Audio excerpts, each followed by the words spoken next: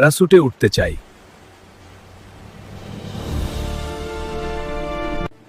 কক্সবাজার সম্পর্কে বলতে গেলে বাংলাদেশের স্পাতজেট ফোরোথেজ আব্দকে একটি উদাদার ভ্রমণ স্থান।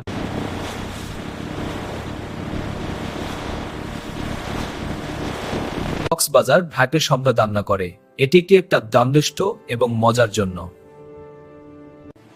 কক্সবাজার সম্পর্কে বলতে গেলে বাংলাদেশের স্পাতজেট ফোরোথেজ আব্দকে একটি উদাদার ভ্রমণ স্থান।